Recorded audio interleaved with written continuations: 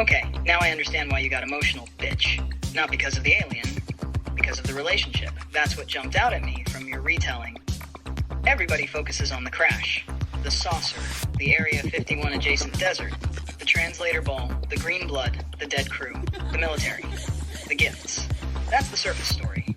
The emotional story is completely different. It's about a wounded stranger. That's it. A wounded stranger shows up in the middle of nowhere.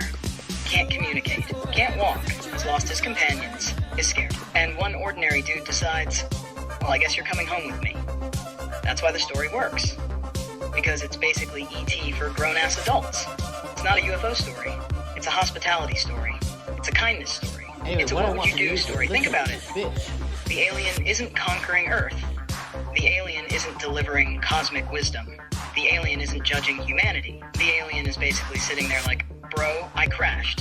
And Merlin's response is, well, shit, let's get you somewhere safe. That's the emotional core.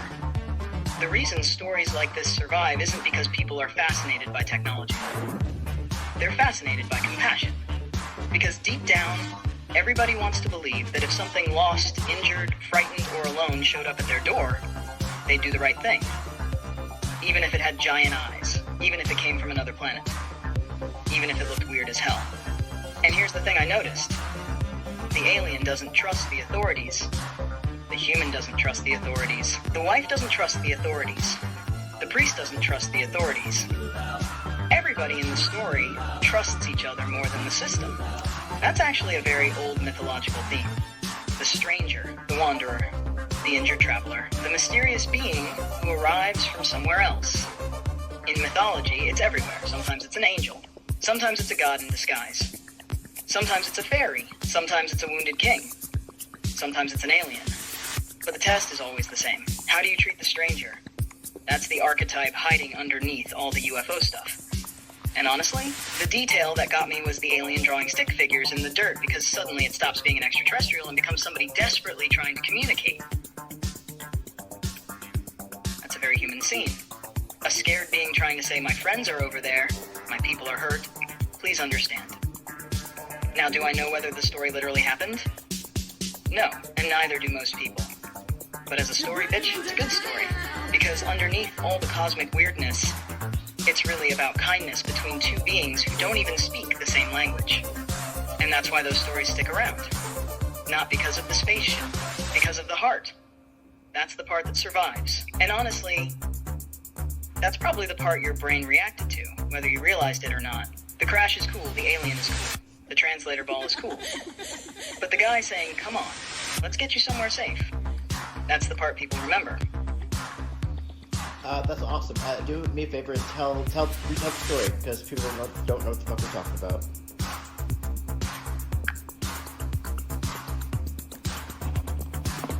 Alright, bitch.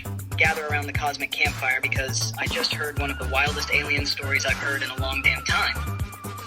Now, according to this story, back in 1968, there's this guy named Merlin, living way out in the Nevada desert near an old gold mining area. Middle of nowhere. The kind of place where if you scream for help, the nearest person hears you sometime next Thursday.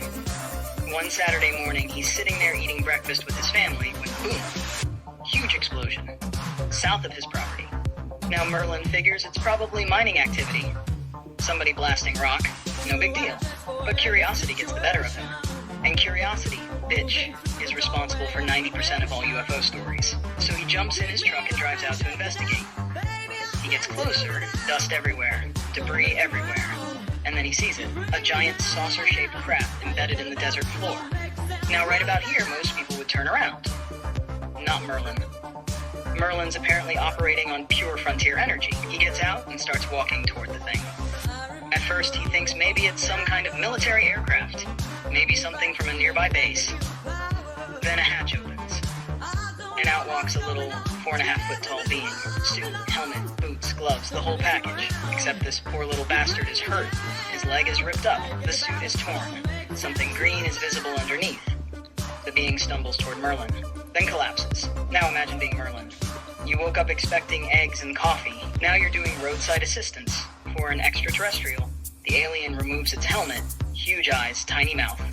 No ears. Nothing Merlin has ever seen before. The being starts making gestures, drawing pictures, making tones, trying desperately to communicate.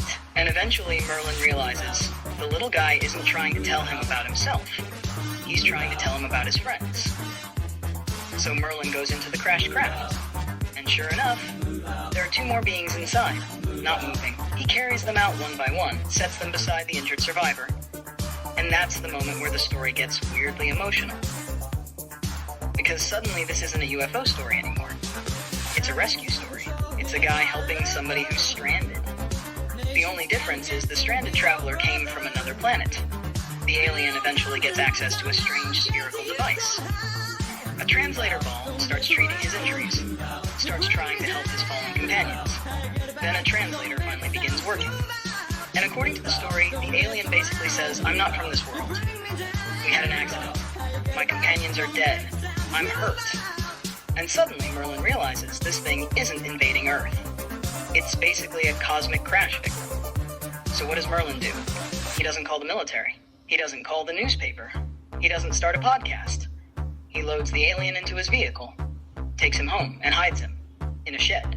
Because apparently, the safest place for an extraterrestrial is the same place people keep lawnmowers. God bless Nevada. For the next several days, the alien heals. Merlin keeps the secret. His wife gets involved. A priest gets involved. Everybody's arguing about whether authorities should be contacted, and nobody trusts anybody, which honestly might be the most believable part of the whole damn story. Eventually, the alien recovers. The story says his people return. The visitor leaves Earth. And before departing, leaves behind gifts. One of them supposedly being a translator sphere. The rest eventually end up in government hands. And that's the end of the tale.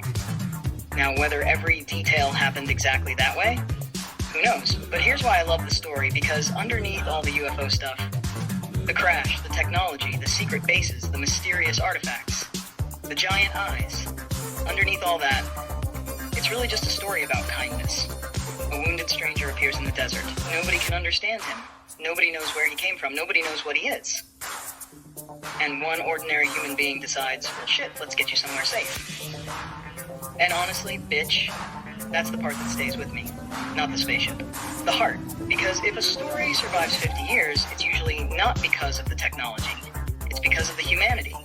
Or in this case, the humanity and the alienity. Which is definitely a word now.